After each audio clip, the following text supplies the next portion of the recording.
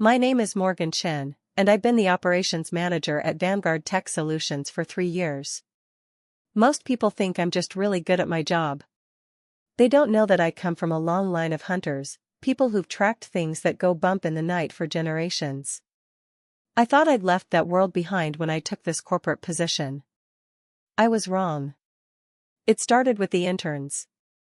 Our new director of product development, Thorne, had joined Vanguard 6 months ago with an impressive resume, 15 years of experience, 3 successful product launches, letters of recommendation that practically glowed.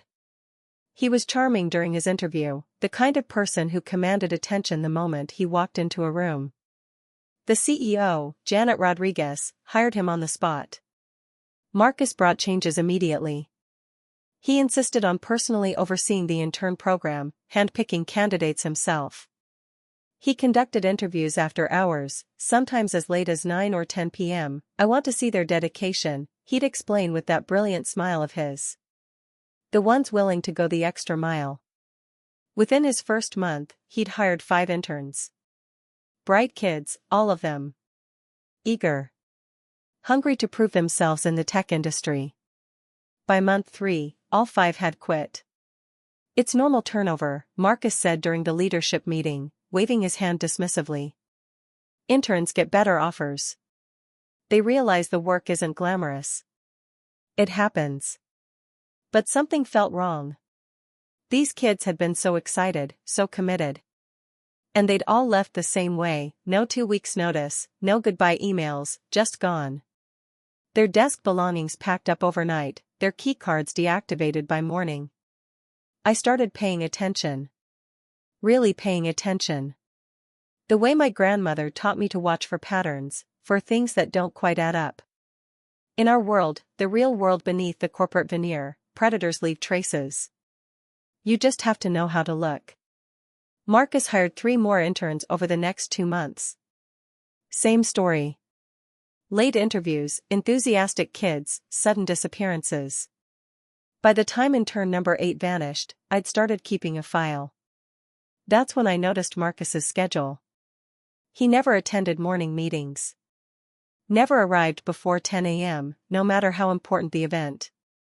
He'd miss crucial presentations, skip breakfast sessions with clients, even blow off the CEO's 8 o'clock status updates. But suggest an evening meeting? He was there with bells on. The later, the better. Some nights, his car was still in the parking lot when I left at midnight. "Marcus is such a night owl," his assistant, Kelly, said one afternoon, her voice oddly flat. She was staring at her computer screen, not blinking. "He does his best work after dark. We're so lucky to have him." I looked at her closely. Kelly was normally sharp, witty, always ready with a sarcastic comment about management. But lately, she'd been different. Compliant. Almost dreamy. There were dark circles under her eyes, and her skin had taken on a grayish pallor. "Kelly, are you feeling okay?" I asked. She turned to me, and for just a moment, I saw something flicker in her eyes, fear, maybe, or confusion. Then it was gone, replaced by that serene, empty expression. "I'm fine," she said. "Just working hard. Marcus needs me." The hair on the back of my neck stood up. I knew that look. I'd seen it before, years ago, during a hunt in Prague. A vampire's thrall, subtle, insidious, making victims compliant while slowly draining their will along with their blood. I went to my car during lunch and opened the hidden compartment under the back seat. My kit was still there, untouched for 3 years. Silver blade. Hawthorne stakes. Vials of holy water blessed by 7 different faiths. A leather journal filled with my grandmother's handwriting, symbols, and protections I'd memorized as a child. I'd thought I was done with this life. Apparently, this life wasn't done with me. That evening, I stayed late. Really late. I told Marcus I was working on inventory reports for the warehouse, which was technically true. Our warehouse occupied the entire basement level, a sprawling space filled with old equipment, server towers, and boxes of archived files. It was the perfect place to hide things. Or people. Around 11 p.m., I heard Marcus's voice echoing down the hallway. He was on the phone, his tone smooth and persuasive. "Yes, I think you'd be perfect for the position. Why don't you come in tomorrow evening? Say, 8 p.m.? I'll give you a personal tour of our facilities." Another intern. Number 9. I waited until his office light went dark, then I made my move. The warehouse key card required manager-level access, which I had. I took the elevator down, my heart pounding against my ribs. The silver blade was cool against my spine, tucked into a sheath under my blazer. The warehouse was dark except for emergency lighting along the exits. Rows of metal shelving stretched into the shadows, creating a maze of forgotten corporate detritus. I moved quietly, listening. That's when I heard it. Breathing.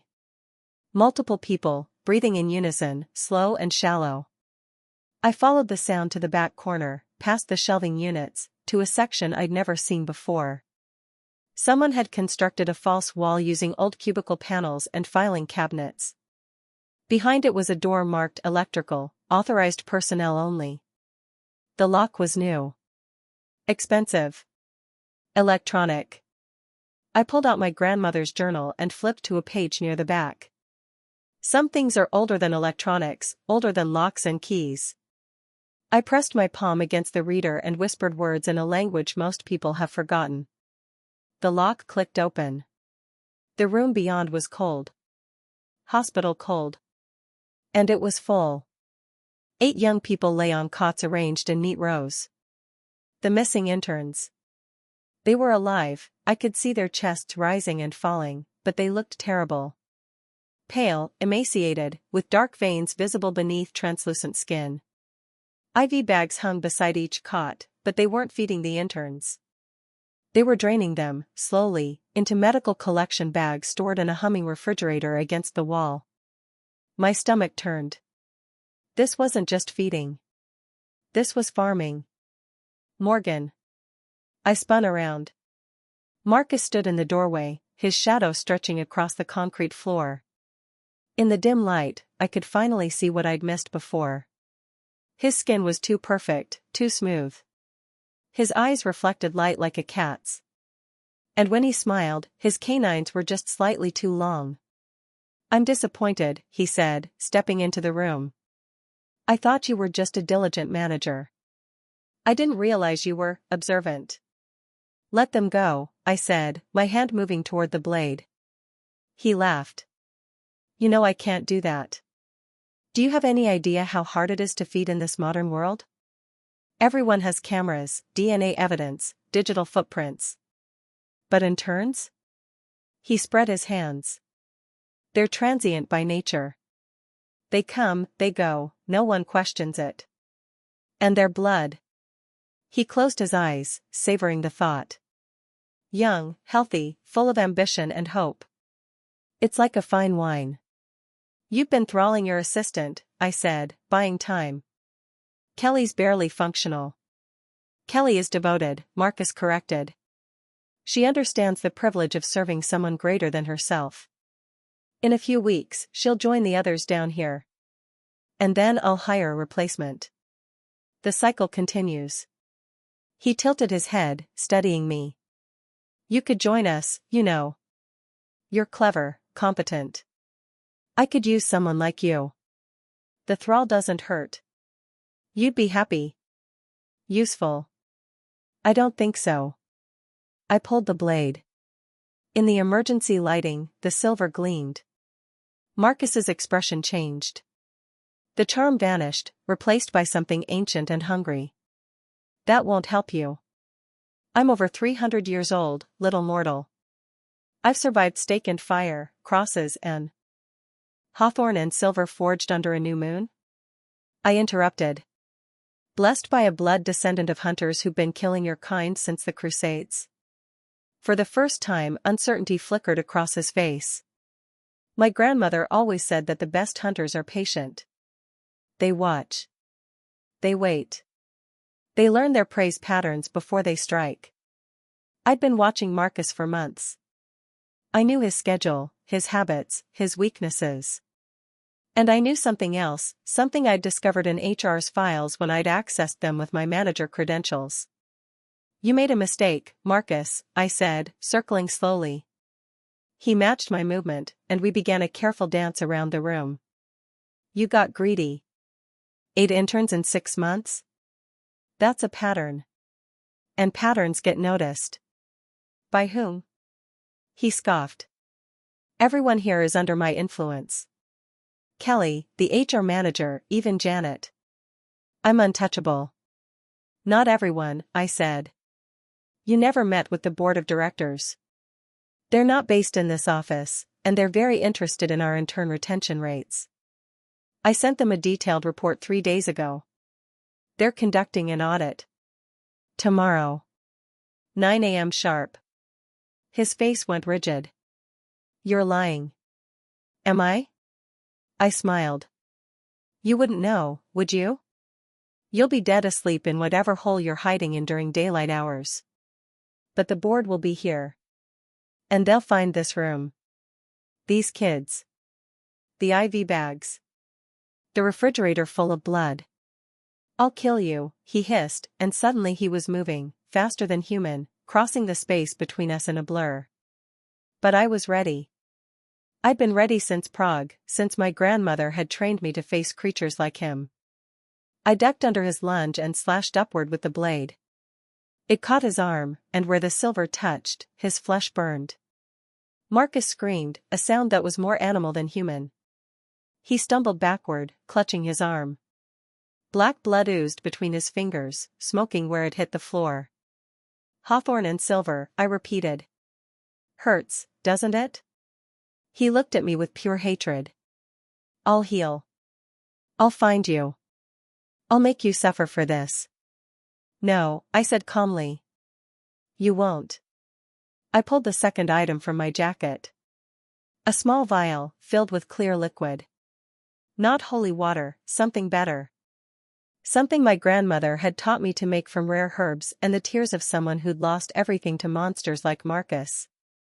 It was a truth serum, in a sense. A compound that would break his thrall over everyone he'd influenced. "Drink this, and I'll let you run," I said. "You have maybe 8 hours before sunrise. Enough time to get far away, start over somewhere else. Refuse, and I'll make sure you're still in this building when the sun comes up. Your choice." Marcus's eyes darted between me, the blade, and the vial. He was calculating, weighing his options. Finally, he snatched the vial from my hand and drank it in one gulp. "There," he snarled. "Now get out of my way." "One more thing," I said, not moving. "The audit is real. But it's not tomorrow. It's in 3 hours. 6 a.m. The board wanted to catch you off guard. They'll have police with them. And fire inspectors. And representatives from the Department of Labor." His face went white, whiter than it already was. "You said 9. I lied," I said simply. "You have 3 hours to get out of the state before every law enforcement agency in the region is looking for you. And thanks to what you just drank, everyone you've been thralling is going to wake up with perfect memory of everything you made them do. Including Kelly, who handles all your scheduling and knows exactly where you sleep during the day." The realization hit him like a physical blow. I watched the centuries-old predator understand, perhaps for the first time in his long existence, what it felt like to be prey. "You can't," he started.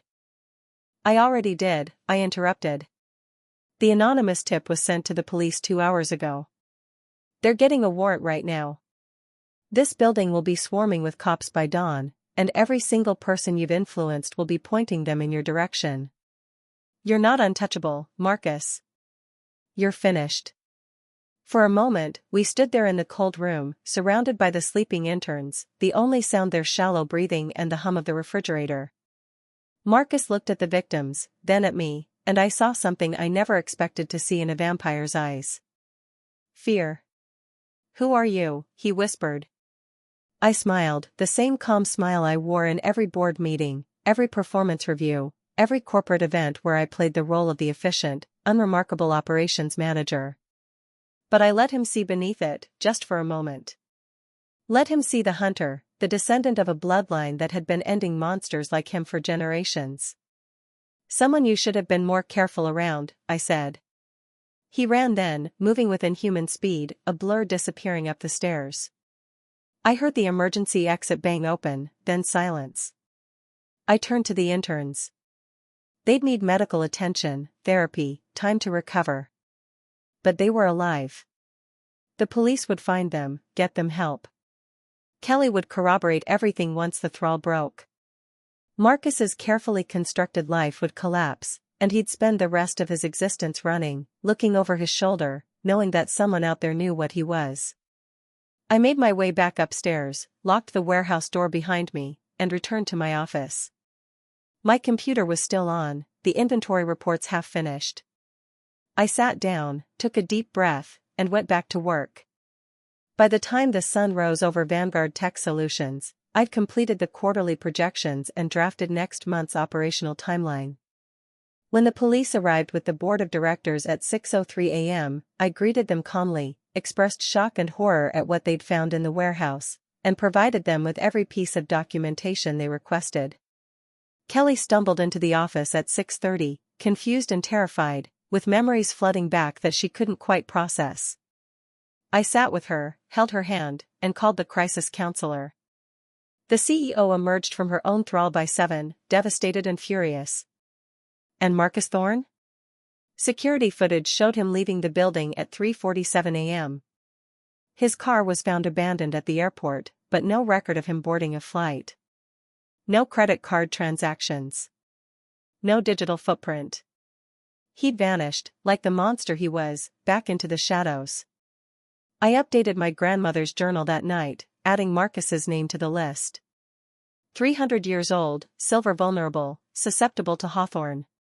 Last seen fleeing north. Consider him active and dangerous.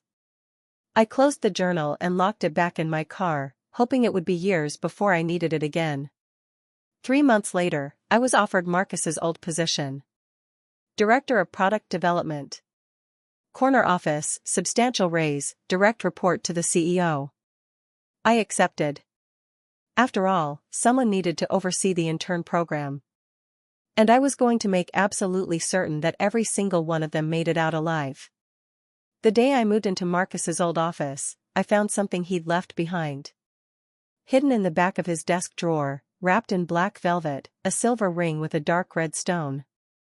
Old magic. Probably what he'd been using to enhance his thrall, make it stronger than a normal vampire's influence. I held it up to the light, felt the malevolent energy pulsing from it. Then I walked to the window, opened it, and threw the ring into the dumpster 30 feet below. I watched it disappear into a pile of yesterday's garbage, exactly where it belonged. My phone buzzed. A text from Kelly, who was back at work part-time, slowly recovering. "Coffee? I want to thank you for everything." I smiled and texted back, "Absolutely. My treat." As I grabbed my jacket and headed for the door, I caught my reflection in the office window. Just Morgan Chen, operations manager turned director. Competent, reliable, unremarkable. Exactly how I liked it. Behind me, the computer screen displayed Marcus Thorne's employee file, flagged with a single word in red, terminated. I closed the laptop and walked out, leaving the door open behind me. After all, some monsters need to be invited in. But I've always been better at showing them the way out.